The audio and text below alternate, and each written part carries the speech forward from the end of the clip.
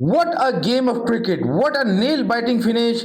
India ने England को हराकर आईसीसी टी20 2026 के फाइनल के लिए क्वालिफाई कर लिए। जी, अब इंडिया का मुकाबला होगा न्यूजीलैंड के साथ। एक लम्हे ऐसा लग रहा था कि शायद इंग्लैंड ये गेम जीत जाएगा और बहुत क्लोज आ गया था, बहुत नेल बाइटिंग फिनिश हुआ, लेकिन इंग्लैंड जो है तो वो टोटल को चेज नहीं कर सका और इंडिया लकी रहा। बड़ी जबरदस्त बैटिंग की गई इंडिया की तरफ से। संजू सैमसन ने एक बार फिर सही धुलाई की, सही दुर्गत बनाई इंग्लैंड बॉलर्स की।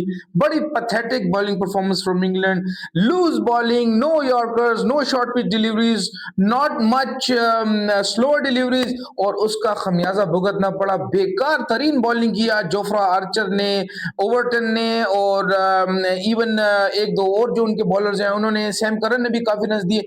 बदले में इंडिया की भी कुछ हालत इसी तरह थी, लेकिन आखिर में बेहतरीन बॉलिंग चेंजेस और समझदारी वाली कैप्टनसी की वजह से, सूर्या कुमार की वजह से, और कुछ ब्रेथ टेकिंग कैचेस लिए गए अक्षर पटेल की तरफ से, और इंडिया ने ये एक नेल बाइटिंग गेम जीतकर फाइनल के लिए क्वालिफाई कर लिया। जी, एक बार फिर संजू सैमसन ने बुनियाद रखी इंडिया की तरफ से, और उनका एक बड़ी क्रूशियल स्टेज पर अर्ली ऑन एक कैच ड्रॉप कर दिया गया। हैरी ब्रुक ने वो कैच ड्रॉप किया।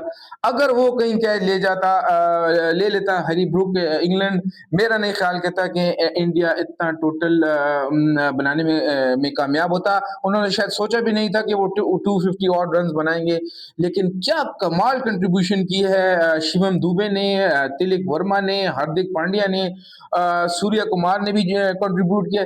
लेकिन again today the one and only Sanju Samson stood out again today for India, और इंडिया ये मैच आखिरकार जीतकर, और नॉट टू फॉरगेट बुमराह ने कमाल बॉलिंग की एंड में, जो यॉर्कर्स उन्होंने कराए, टाइमली यॉर्कर्स उन्होंने कराए, जिसकी वजह से वो इंग्लैंड को रिस्ट्रिक्ट करने में कामयाब रहे हैं। नहीं तो इंग्लैंड ये गेम ले जाता। कुछ गलत शॉट्स खेली गई विल जैक्स की तरफ से, मैं समझता हूँ हैरी ब्रुक की तरफ से लूज शॉट्स खेली गई, विकेट थ्रो भी किया गया। अगर कहीं ये थोड़ा स्टे कर जाते, मैं समझता हूँ कि 19वें ओवर में ही इंग्लैंड ये टोटल चेस कर लेता, लेकिन इंडिया की जबरदस्त फील्डिंग, जबरदस्त कैचिंग, और टाइमली और सही बॉलिंग जो चेंजेस की हैं सूर्य कुमार यादव ने, उसकी वजह से जो है तो इंडिया ये मैच जीत गया। और अब इंडिया का मुकाबला होगा न्यूजीलैंड में, और अब तो मैं समझता हूं कि इंडिया के लिए कोई मसला नहीं होना चाहिए, और अब ये ट्रॉफी जो है तो इंडिया की है। न्यूजीलैंड में आप इतना उस पर रिलाई नहीं कर सकते कि वो इंडिया जैसी टीम को अब हराएगा, वो भी होम ग्राउंड में। और अब जबकि इंडिया ने, मैं समझता हूं कि आईसीसी टी20 की तारीख का सबसे हाईएस्ट स्कोर पोस्ट किया है,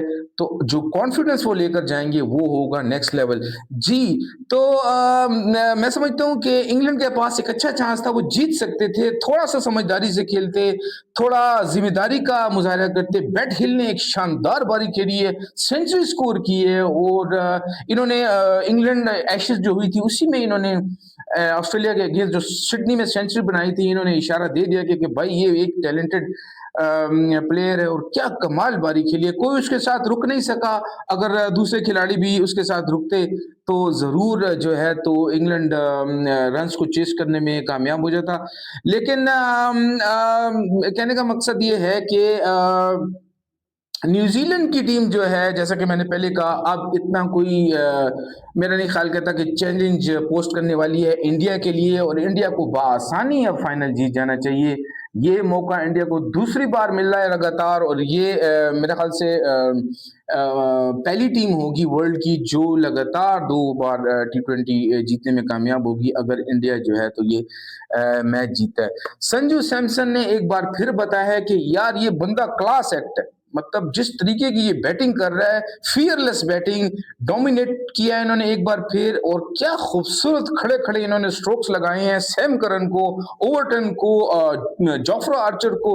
और अगर मैं समझता हूं कि संजू सैमसन ये ऐसी इनिंग्स ना खेलते, शायद इंडिया इतना बड़ा टोटल बनाने में भी कामयाब ना होता, शायद 200 प्लस रन बनाने में कामयाब होता, जो कि शायद इंग्लैंड चेस भी कर लेता। तो आज के अगेन मैं समझता हूँ प्लेयर ऑफ द मैच मेरे हिसाब से जो है तो वो संजू सैमसन होने चाहिए। उनका बड़ा क्रूशियल स्टेज पर एक कैच ड्रॉप किया हैरी ब्रूक ने, जिसका पूरा फ़ायदा उठाया संजू सैमसन ने, और इंडिया को मुबारक, इंडिया ने बड़ी ज़बरदस्त परफॉर्मेंस दी है। और मैं समझता हूँ कि अब इंडिया के लिए जो है तो यहाँ से फाइनल जीतना अब इतना मुश्किल नहीं होगा। न्यूजीलैंड की टीम हम जानते हैं कि माजी में भी फाइनल्स में हार चुकी है। 2019 का वर्ल्ड कप, जो वनडे का वर्ल्ड कप हुआ था, उसमें भी उनसे उम्मीद थी कि वो जीतेंगे, और जीता मैच वो हार गए थे। और उसके बाद फिर 2020 का फाइनल में जो T20 का हुआ था, उसमें भी वो जो है तो ऑस्ट्रेलिया के अगेंस्ट वो भी फाइनल हार गए थे। तो मतलब ये है कि फाइनल में ये चोक करते हैं न्यूजीलैंड की टीम, जैसा कि साउथ अफ्रीका सेमीफाइनल्स में चोक करती है, इसी तरह जो है तो न्यूजीलैंड की टीम फाइनल में चोक करती है। गरचे के न्यूजीलैंड के पास भी बड़े अच्छे खिलाड़ी हैं, जैसे कि फिन एलन और टिम साइफर्ट की शक्ल में, लेकिन मैं समझता हूं कि इंडिया ज़रूर कोई अच्छा गेम प्लान लेकर उनके अगेंस्ट मैदान में उतरेगा।